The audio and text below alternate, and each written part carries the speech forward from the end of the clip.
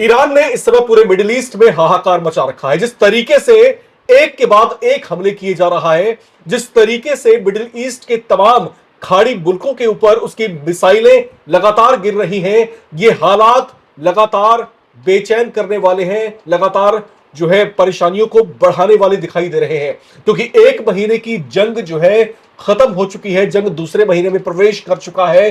Donald Trump की तरफ से बार बार अपील की जा रही है कि इस जंग को रोकिए, बैठ के बातें करते हैं, लेकिन ईरान की तरफ से स्पष्ट संदेश है कि हम रुकने वाले नहीं हैं, हम थमने वाले नहीं हैं और ना ही अपने प्रहार को हम कम करने की कोशिश करेंगे। थक हार करके आखिरकार डोनाल्ड ट्रंप ने खुद अब जो है राष्ट्र के नाम संबोधन दिया है। एक तरफा उन्होंने ये बताने की कोशिश की है कि हम इस जंग को जीत गए, लेकिन उनके इस अनाउंसमेंट के ठीक कुछ घंटे के बाद एक दूसरी स्टेटमेंट आती है ईरान की तरफ से, जहां से ये बोला जाता है कि इस तरह से धोखा मत दीजिए अपने देश की जनता को, क्योंकि ईरान अगर जंग को खत्म करना चाहेगा तो उसकी अपनी शर्तों पर, अपनी रणनीति के हिसाब से।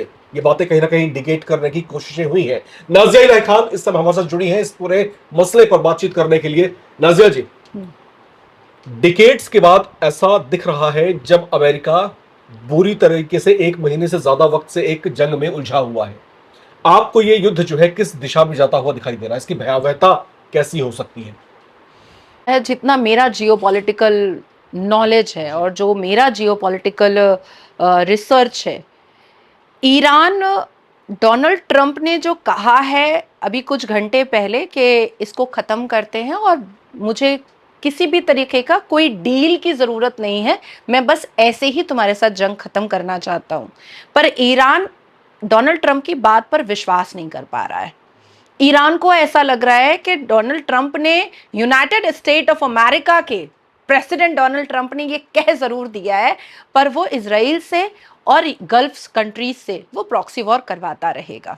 जिस हिसाब से यूनाइटेड स्टेट ऑफ अमेरिका में कंटिन्यूसली प्रोटेस्ट हुए हैं, वहाँ के लोगों ने बाहर निकल करके रोड पर कहा है, तो एक अच्छा देश का प्रेसिडेंट होने के नाते ट्रंप ने यह डिसीजन लिया और उसने व्हाइट हाउस में खड़े होकर के ये बात जरूर कही है और उनके स्पोक पर्सन ने भी कहा है कि बिना किसी डील के और बिना किसी नीड के, नो डील नो नीड, हम इस वॉर को, इस कॉन्फ्लिक्ट को यहीं पर खत्म करना चाहते हैं। पर ईरान नहीं इसको मानने को तैयार है, क्योंकि अगर आप यूनाइटेड स्टेट ऑफ अमेरिका को वॉर के तरीके से अगर आप ग्राफ निकालते हैं, तो कई बार सिर्फ डोनाल्ड ट्रंप ने, जब बुश था, जब बिल क्लिंटन था, जब ओबामा था, तब से लेकर के अगर आप पूरे ग्राफ और डेटा को देखते हैं, तो अमेरिका ने कई बार ये छल किया है कि हम इसको बंद कर रहे हैं और प्रॉक्सी वॉर बाकी तरफ से चलता रहा है और नतीजा ये निकला है कि वो कॉन्कर और वो डेवेस्टेट हुआ है वो देश जिसके खिलाफ अमेरिका खड़ा हुआ है। अब आती है दूसरी बात।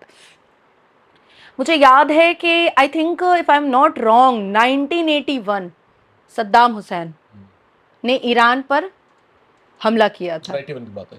1981 जी, 91 नो, इट्स 1981। अच्छा, इट्स 1981 सद्दाम हुसैन ने, इफ आई एम रॉन्ग आप एक बार सर्च कर लीजिए, इट्स 1981। तो 8 साल, और बार बार सद्दाम हुसैन ये बात कहता था कि हम बंद कर सकते हैं, हम बंद कर सकते हैं। पर ईरान का प्रॉब्लम है कि वो खुद भी ईगो में ले लेता है और उसको विश्वास नाम की चीज नहीं होती है। अगर बहुत अच्छे तरीके से, इकोनॉमिकल तरीके से देखें, तो अमेरिका को एज सच ना पेट्रोल की कमी हो रही है और ना ही गैस की कमी हो रही है। जो वो अच्छा स्टेट ऑफ हॉर्मुज तुम्हारे पास है, प्लीज मुझे माफ कर दो, मैं तुम्हारे पैर पकड़ता हूं और ये वॉर बंद कर लो, ऐसा कुछ भी नहीं होने वाला है। और इजराइल ने अभी इस वक्त, मेरे ख्याल से 2 घंटे पहले भी, जो उसने बम गोला बारूद वाला कारनामा किया है ईरान पर, तो ईरान यकीन नहीं कर पा रहा है। और मुझे ऐसा लगता है कि जब कोई किस्सा शुरू हुआ है तो उसको बहुत अच्छे तरीके से खत्म कर देना चाहिए। जैसे इजराइल ने फिलिस्तीन, हमास और गाजा को खत्म किया, उसी तरीके से गल्फ, इजराइल और अमेरिका को मिल करके ईरान को बिल्कुल खत्म कर देना चाहिए। हालांकि ये जंग वहीं पर खत्म हो जाती अगर आयतुल्लाह अली खमनेई का बेटा वहां पर लीडरशिप में खड़ा नहीं होता तो, क्योंकि बात तो इसी बात की थी कि खमनेई के परिवार का कोई लीडरशिप नहीं बनेगा, और फिर वो घूम फिर करके वही बन गया। आपके इस बात पे मुझे एक सवाल सूझ रहा है, मैं उसको पहले पूछ लेता हूँ आपसे। आपने जैसे कहा कि अब ईरान को जो है रोकना चाहिए और बलपूर्वक उसको रोक ही देना चाहिए, क्योंकि इसका इम्पैक्ट अब आहिस्ता आहिस्ता जो है न सिर्फ मिडिल ईस्ट बल्कि बाकी दुनिया के और मुल्कों पर भी पड़ने लग गया है। हिंदुस्तान उसमें से एक है। मुझे थोड़ा सा आप नजरिए बताइए कि मिडिल ईस्ट के सारे देश मिलकर के जो है ये हिम्मत जुटा क्यों नहीं रहे हैं कि इसके ऊपर अटैक कर दिया जाए, इसको रोका जाए। ये हिम्मत क्यों नहीं आ रही उनके अंदर? देखिए, मुझे नहीं लगता है कि भारत को थोड़ी सी भी किसी चीज़ की तकलीफ आई है। सबके घर में गैस सिलेंडर जा रहा है, सबको पेट्रोल मिल रहा है, लोग रोज रात में आराम से मटर गश्ती के लिए भी और बेफजूल फॉर नो रीजन के लिए भी पेट्रोल बाजार में चला रहे हैं। तो भारत में अगर कोई छाती पीट रहा है तो वो फेक और फैब्रिकेट पीट रहा है, क्योंकि जितने बैलेंस तरीके से और जितने इंटेलिजेंट तरीके से भारत देश की सरकार ने, आदरणीय प्रधानमंत्री जी ने बात करके पेट्रोल और गैस के प्रॉब्लम को, सॉल्यूशन को सॉल्व किया है, प्रॉब्लम को सॉल्व किया है, ये अपने आप में एक बहुत बड़ी मिसाल है। अब आती है दूसरी बात कि जाहिर सी बात है कि इजराइल और गल्फ और अमेरिका अगर अपने पे आ जाए तो मुझे लगता है कि 2 दिन का काम है ईरान को मैदान नहीं, चलिए बनाना। हम अमेरिका को थोड़ा साइड भी कर देते साइड हैं। भी कर देते लेकिन हैं। यहाँ पर मैं बात कर रहा हूँ गल्फ और इसमें सऊदी अरेबिया की बात कर रहा हूँ, कतर की बात कर रहा हूँ, कुवैत की बात कर रहा हूँ, ठीक है, मैं और बाकी जो मुल्क हैं यहाँ हाँ पर हाँ जो है यूएई की बात मैं कर रहा हूँ। भाई ये सब आपस में एकजुट हो जाए ना। ईरान तो हमले कर ही रहा है, इनकी जो मिसाइलें हैं वो इनके देशों में बरस ही रही हैं। इसकी 2 वजह है। ये लोग दूर से बैठकर थ्रेट दे रहे हैं कि रुक जाओ वरना हम कुछ कर देंगे। इसकी 2 ये एक वजह महीना गुजर गया लेकिन कुछ कर क्यों नहीं रहे? इसकी 2 वजह है। एक, जंग की एक रूल रेगुलेशन होता है, जैसे हर एक चीज में रूल रेगुलेशन होता है कि हमें पता है कि हम कितने बड़े ताकतवर हैं, लेकिन हम तुमको चेतावनी दे रहे हैं कि घुटने पर गिर जाओ। पहले भी जब राजपूतों और मुगलों में जंगें होती थी तो तलवार झुका करके झुक जाओ तो हम तुमको जिंदा छोड़ देंगे, कैद में ले जाएंगे। वो आज भी चलता है कि तुम झुक जाओ, नहीं तो हम तुमको पूरा ही खत्म कर देंगे। दूसरा कि जितना ज्यादा जंग खिंचता है उतना ज्यादा कंट्री का जो जीडीपी है और इकोनॉमिकल सिस्टम है और फाइनेंशियल सिस्टम है वो क्रैश होता चला जाता है, और फिर उस कंट्री को बहुत ही ऑब्लिगेशन में रहना पड़ता है, बहुत जमाने तक और बहुत साल तक। तो आप ये सोचो कि अमेरिका कितने दूर की चाल चल रहा है, कितना डायबोलिक माइंड खेल रहा है। वो चाहे तो आराम से सबको बोले भाई मैं चुप हूं, तुम अपना काम कर लो, आराम से 2 दिन का वो किस्सा होगा और ईरान का खेल तमाम हो जाएगा। लेकिन जैसे जैसे जंगों में पूरे फाइनेंशियल क्राइसिस ईरान के सामने आ रहे हैं, ये उम्मा और फी सबीलिल्लाह वाला समझ नहीं रहा है कि इनके खत्म होने के बाद जो नई लीडरशिप आएगी ईरान में और जो नई सरकार बनेगी उसको अमेरिका और गल्फ में के सामने झुक करके नहीं भी तो कम से कम 50 साल रहना पड़ेगा, 50 साल रहना पड़ेगा। तो ये 2 रीजन होता है जिसकी वजह से। रिजीम चेंज की बात कर रहे थे कि रिजीम चेंज कराएंगे, ये भी नहीं करा पाए, और ये भी सुनने में आ रहा है कि भाई ईरान में गूगल उस तरीके से सक्रिय तो नहीं है। हाँ। कि वहां पर इंटरनली क्या है, जो वहां का कंसेंसस है वो क्या सोच रहा है, वो बातें नहीं आ रही सामने। ये कहा जा रहा है कि जो चीजें अमेरिका की तरफ से प्रोजेक्ट की जा रही है दुनिया वो देख रही है। लेकिन एक दूसरी चर्चा यह है कि ईरान में एक बहुत बड़ी पॉपुलेशन जो है, जो कंसेंसस है वो अपने उसी इस्लामिक जो है रूल के साथ में है, ये कहा जा रहा है। तो दोनों में से कौन सी बात सत्य है? और अगर दोनों में से ये वाली बात सत्य है कि रिजीम इसलिए नहीं चेंज हो रहा क्योंकि वहां पर जो है कंसेंसस जो है अपनी गवर्नमेंट के साथ है, ठीक है, तो ये तो बहुत बड़ी जो है चैलेंजिंग सिचुएशन अमेरिका के लिए है। नहीं, इसको भी मैं 3 पार्ट में आपको समझाऊंगी। देखिए, मेटा, गूगल, ये जितने भी डिजिटल चीजें हैं उसका मालिक अमेरिका है। आज भी हमारे भारत में भी साइबर क्राइम ऑफिसर्स को और साइबर क्राइम सेल को अगर किसी चीज को डिकोड करना पड़ता है या चेस करना पड़ता है तो उन्हें अमेरिका के साइबर सेल का और साइबर डिपार्टमेंट का हेल्प लेना पड़ता है, वहां से अप्रूवल लेना पड़ता है। हमारा नहीं है, ना ट्विटर हमारा है, ना फेसबुक हमारा है, ना इंस्टा हमारा है, और ना गूगल हमारा है, ना मेटा हमारा है। तो उसी तरीके से गूगल और मेटा और टेक्नोलॉजी का मार तो अमेरिका ने पहले ही दे दिया ईरान को। ईरान जितना तबाह बर्बाद हुआ है वो हम सही से देख भी नहीं पा रहे हैं। दूसरा कि ईरान के अंदर डोमेस्टिक वॉर जो चल रहा है, क्या उसको ईरान छुपा सकता है? पिछले 7 साल से कंटिन्यूअसली ईरान के अंदर उसका खुद का डोमेस्टिक वॉर चल रहा है। आज ईरान ये बात अगर कहता है कि हमारे ईरान कंट्री के 8 राज्यों के लोग जो है वो अमेरिका के खिलाफ और इजराइल के खिलाफ प्रोटेस्ट कर रहे हैं, बुलशिट, झूठ बात है, झूठ बात है। कुछ वक्त पहले जब हमने स्टूडेंट प्रोटेस्ट ईरान में देखा था, हिजाब प्रोटेस्ट हमने ईरान में देखा था, तो 7 से 8 स्टेट जो ईरान के थे वो आयतुल्लाह अली खमनेई के विरोध में खड़े हुए थे। और आपको याद होगा मैंने और आपने उस पर एक्सक्लूसिव भी किया था कि एक ईरान का स्टूडेंट जिसको इन लोगों ने फांसी की सजा सुनाई थी, तो ट्रंप ने ट्वीट किया था कि तुम अपने इरादे पर अटल रहना, मैं आ रहा हूं, मैं आ रहा हूं। यूनाइटेड नेशन ने अपने प्लेटफॉर्म पर ईरान को कम से कम 5 बार इस बारे में कहा था कि आप अपनी उम्मह वाली जो इस्लामिक रेडिकल वाली जो लीडरशिप है उसको आप स्मूथ कीजिए, 22 से बैलेंस में आइए। क्या आपने एक भी गैजेट, एक भी नोटिस आपने यूनाइटेड नेशन से देखा? अब तक नहीं इंटरवेन कर रहे हैं, क्योंकि लोग भी यही चाह रहे हैं, इंटरनेशनल कोर्ट भी चाह रहा है, यूनाइटेड नेशन भी चाह रहा है, और कई देश जो नहीं मिल रहे हैं अभी इजराइल, गल्फ से और अमेरिका से, वो भी अंदर अंदर चाहते हैं कि खामोशी से इनकी लीडरशिप चेंज हो जाए। डोनाल्ड ट्रंप ने एक स्टेटमेंट दिया है अभी, उन्होंने कहा कि हम 2 से 3 हफ्ते के भीतर जो है वापस चले जाएंगे। तो उनके इस स्टेटमेंट को क्या देखा जाए, अमेरिका बैकफुट पर जा रहा है या इन 2-3 हफ्तों के भीतर अमेरिका ईरान में कुछ ऐसा करने जा रहा है कि वहां पर एक तो गदर मच जाएगा, दूसरा वहां की रिजीम भी चेंज हो जाएगी। दोनों सिचुएशन अभी, क्योंकि हालिया स्थितियां तो ये बयां कर रही हैं कि इस समय अमेरिका की हालत बहुत पतली दिखाई दे रही है, जो दिख रहा है आंखों से। लेकिन अब 2-3 हफ्ते की जो बात ट्रंप ने कही है उसमें क्या होने वाला, क्या संभावनाएं आपको दिखती हैं? राम जी, मुझे लगता है कि जो लोग टीवी चैनल पर मस्जिद और मदरसे का डिबेट करते हैं ना, उनको जियोपॉलिटिक्स बिल्कुल समझ में नहीं आता। मैं और आप जब बैठते हैं, मुझे सच में जियोपॉलिटिक्स के कॉन्फ्रंटेशन में मज़ा आता है, क्योंकि हम दोनों इस चीज़ को समझते हैं। अमेरिका का और डोनाल्ड ट्रंप का, खास करके डोनाल्ड ट्रंप का ये कहना कि भाई 2 वीक और हम तो बस अब पीछे हट जाएंगे, इट्स नॉट मीन कि America is week. America doesn't need any validation from others. America doesn't need any help from others. America ने आज ये ज़रूर कहा है कि अलग अलग देश मेरे साथ क्यों नहीं है, लेकिन उनको ज़रूरत नहीं है। वो एक मैसेज छोड़ रहे हैं कि ठीक है हम हट जाएंगे, लेकिन उनका दिमाग कहाँ से चल रहा है ये उनका ग्राफ बता रहा है। और यही वजह है कि ईरान उसकी बात पर विश्वास नहीं कर रहा है। और ईरान के पास अगर रूस का मदद ना होता, ईरान के पास अगर रूस की सारी चीजें ना पहुंची होती, तो ईरान मुश्किल से 1 हफ्ता का मेहमान था।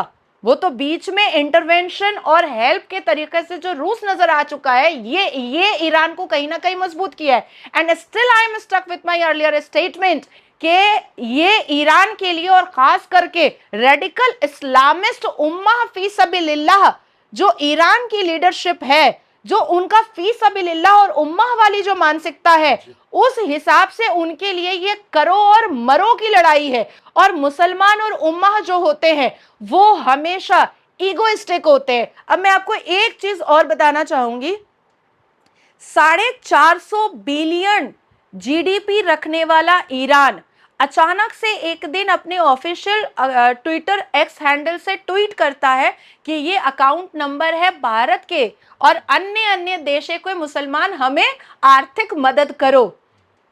क्या ये बात हजम हो रही है कि 450 बिलियन जीडीपी रखने वाले ईरान को आर्थिक व्यवस्था की जरूरत है, वो भी भारत से, भारत के मुसलमानों से? जो भारत का मुसलमान रोज छाती पीटता है कि हम पंचर वाले हैं, हम बहुत गरीब हैं, मोदी आया है तो हमें जीने नहीं दे रहा है। एक्चुअली में उसको कोई आर्थिक मदद नहीं चाहिए थी, उसको उम्मा का कॉन्सेप्ट अटैच करना था। अच्छा, उसको उम्मा से उम्मा को जोड़ना था। आप याद कीजिए 12 दिन पहले ईरान के एक कैबिनेट मंत्री ने क्या बोला कि ये गल्फ क्यों कर रहा है ऐसा, हम दोनों तो ला इलाहा वाले हैं। फिर गल्फ को ऐसा स्टेप लेने की क्या जरूरत थी? क्या गल्फ माना उस बात को? नहीं माना, क्योंकि उसमें इस्लामिक एक बहुत बड़ी बहस आ जाती है कि शिया और सुन्नी मुसलमान कभी एक हो ही नहीं सकता। लेकिन भारत के मुसलमानों से पैसे क्यों चाहिए थे? ईरान को पैसे नहीं चाहिए थे, उम्मा का अटैचमेंट चाहिए था, ताकि ईरान को जब ऐसा महसूस हुआ कि इनके तो अच्छे रिश्ते जो हैं वो गल्फ से भी हैं, वो इजराइल से भी हैं और वो अमेरिका से भी हैं। तो अगर हम भारत में प्रॉक्सी वॉर करवा देते हैं हिंदू मुसलमान में या सुन्नी और शिया में, तो उसका भी फायदा हमें आएगा। और हम अपने प्रेस रिलीज में और स्टेटमेंट में कहेंगे कि देखिए, और भारत के जो प्रधानमंत्री हैं उनको भी कहना पड़ेगा कि ईरान और बाकी जो लड़ाई हो रही है ईरान अमेरिका और इजराइल की, उसको बंद करो, क्योंकि हमारे देश में भी आ रहा है। तो ये उसने सिर्फ भारत में नहीं और भी अन्य देशों में करने की कोशिश की थी। तो ये बहुत डायबॉलिक क्रिमिनल माइंड ये ईरान खेलने की कोशिश कर रहा है। हालांकि हमारे भारत में 500 करोड़ से ज्यादा इकट्ठा भी किया गया ईद के दिन, लेकिन आपने भारत सरकार को इसमें इंटरवेंशन करते हुए देखा? नहीं करते हुए देखा, क्योंकि साइलेंटली वो सारी चीजों को हैंडल किया गया और अकम्प्लिश्ड किया गया अच्छा, ताकि कुछ ना हो। मुझे एक चीज आप बताइए नाज़िया जी। देखिए, ये तो बात बहुत जाहिर सी है कि अमेरिका की नजरें गल्फ के तेल पर रही हैं। बिल्कुल। ठीक है, आप इराक का नाम ले सकती हैं यहाँ पर, आप लीबिया का नाम ले सकती हैं, आप जो है वेनेजुएला भी हाल ही में घटनाक्रम हुआ है। उसके बाद ईरान की बारी है, और ईरान को लेकर ट्रंप ने स्टेटमेंट भी दिया कि 90% ऑयल का प्रोडक्शन और जहां से एक्सपोर्ट वो करता है खर्ग आइलैंड जो है, तो खर्ग आइलैंड जो है हमारा है, अब उसको आप ये बोलिए कि अब ये जो है ठीक है। और दूसरी बात ये, एक और स्टेटमेंट आयरनकली इन्होंने दिया कि जो स्ट्रेट ऑफ हॉर्मूज है वो स्ट्रेट ऑफ ट्रंप कहलाएगा। अब एक स्टेटमेंट आयरनकली इन्होंने दिया है। तो आपको ये सारी कड़ियां जोड़ करके क्या ऐसा नहीं लगता कि अगला नंबर अब किसी गल्फ कंट्री का होगा? किसी और गल्फ कंट्री का, सऊदी अरबिया हो सकता है, कतर हो सकता है, कुवैत हो सकता है। नो, ठीक है, तो ये आते हुए खतरे को क्या ये महसूस नहीं कर पा रहे, या फिर ये पूरी तरीके से कॉन्फिडेंट है नहीं अमेरिका हमारे साथ ऐसा नहीं करेगा? दोनों में से क्या लगता है आपको? ना, दे नो अमेरिका नहीं करेगा, ये श्योरिटी कोई नहीं ले सकता है। अमेरिका क्या है ये डे वन से लोग जानते हैं। जब से अमेरिका और ये ब्रह्मांड बना है तब से प्रत्येक देश जानता है कि अमेरिका क्या है। अमेरिका किसका सगा हो सकता है और किसी का भी सगा नहीं हो सकता है, ये सब जानते हैं। जैसे भारत को पता है कि अगर कुछ होता है तो हम कैसे फेस करेंगे। अभी जब से मोदी जी की सरकार आई है हम डिफेंस में 4थे पोजीशन पर आए हैं, हमें पता है कि हम कैसे लड़ेंगे। उसी तरीके से गल्फ को भी पता है कि अगर ऐसा कुछ होता है इन फ्यूचर तो हमको कैसे लड़ना है, हमको कैसे उसकी कमजोरियों पर और उसके दुखते हुए नस पर हमें हाथ रखना है। ये बात गल्फ कंट्रीज को बहुत अच्छे से पता है। तीसरी चीज आती है कि गल्फ कंट्रीज के पास भी इकोनॉमिकली और फाइनेंशियली कोई मजबूरी नहीं है। और मुझे जहां तक ऐसा लगता है कि गल्फ के साथ अगर अमेरिका ये काम करता है तो ये बहुत ही बेवकूफ़ाना अंदाज होगा, क्योंकि जियोपॉलिटिकल डायस्पोरा पर जब हम बैठते हैं तो वॉर के लिए भी आपको वजह और जगह दोनों देखना पड़ता है। तो वजह भी मैच नहीं करता है, अमेरिका के पक्ष में नहीं आता है, और जगह भी मैच नहीं करता है और पक्ष में नहीं आता है कि उसको गल्फ से लड़ने की कोई ज़रूरत है। तो अभी कम से कम 20-25 साल तो ये सोचने की ज़रूरत ही नहीं है कि अमेरिका जो है वो चढ़ाई करेगा गल्फ कंट्रीज पर, ये सोचने की ज़रूरत नहीं है। चलिए, मेरा एक सवाल आपसे और रहेगा यहाँ पर। लेकिन एक चीज़ मैं कहना चाहूँगी कि अगर ईरान से खमनेई परिवार हट जाता है और क्योंकि फाइनेंशियली क्रैश हो चुका है, तो स्टेट ऑफ हॉर्मोज वाला जो झमेला है कि जब तक ईरान नहीं परमिशन देगा, जब तक टैरिफ नहीं होगा, वो टैरिफ बढ़ाएगा, उसके परमिशन से ही हमें गैस और तेल मिलेगा, ये हमेशा के लिए सॉल्व हो जाएगा ये प्रॉब्लम अगर ईरान की ये सत्ता खत्म हो जाती है तो। और क्योंकि क्रैश मोमेंट पर जब कोई नई लीडरशिप आती है तो फिर जिसको जो मर्जी होती है वो मनवा लेता है जी। अच्छा, आपको एक यहाँ पर चाल नहीं दिखाई दे रही है क्या? क्या चाल मुझे यहाँ पर ये दिख रही है कि जो स्टेट ऑफ हॉर्मूज है ये वो रास्ता है जहां से दुनिया को 20% नेचुरल गैसेस और जो है क्रूड ऑयल यहाँ से सप्लाई की जाती है। 20% इज अ ह्यूज अमाउंट। और इससे जो है इस रास्ते से परचेजिंग करने वाली जो कंट्रीज हैं, इंडिया उसमें सबसे बड़ा नाम है जी। अब ये रास्ता डिस्टर्ब हो चुका है, और ये भी लग रहा है कि अगर अमेरिका के साथ में सेटलमेंट किसी भी तरीके से हो भी जाती है तो मिडिल ईस्ट की कंट्रीज जिस तरीके से ईरान के साथ अब नाराज हैं, तो मुझे लगता नहीं कि जो स्टेट ऑफ हॉर्मूज जो है वो अब पहले की तरह सामान्य हो पाएगा।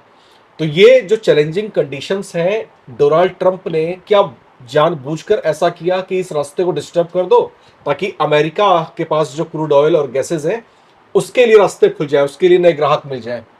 इसको लेकर के क्या सोचते हैं कि डेफिनेटली बहुत पॉजिटिव है। और ये इसमें देखिए हर एक कंट्री अपने ट्रीटी को और अपने बिजनेस को और अपने ट्रीटी रिलेशन को बढ़ाना चाहता है दूसरे देशों से।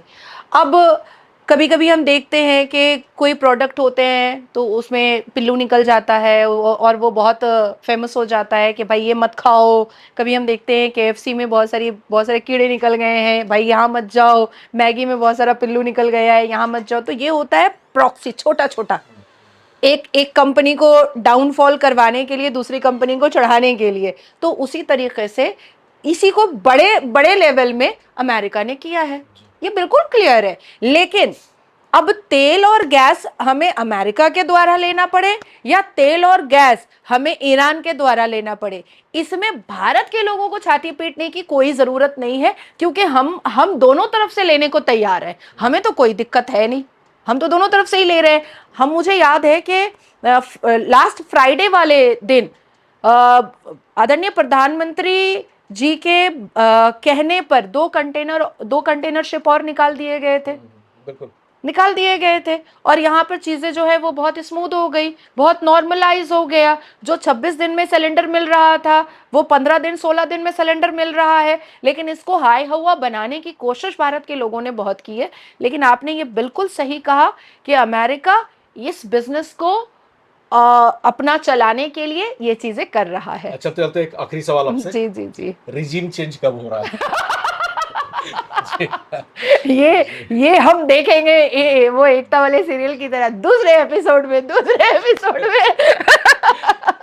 बिकॉज अभी तो कंटिन्यूअसली ईरान चल ही रहा है जी। और ये वो सवाल है कि रिजीम कब चेंज हो रहा है, वो ईरान से लेकर पूरे मिडिल ईस्ट में और अब दुनिया भर के अखबारों की सुर्खियां भी बन रहा है कि रिजीम भैया चेंज कब हो रहा है।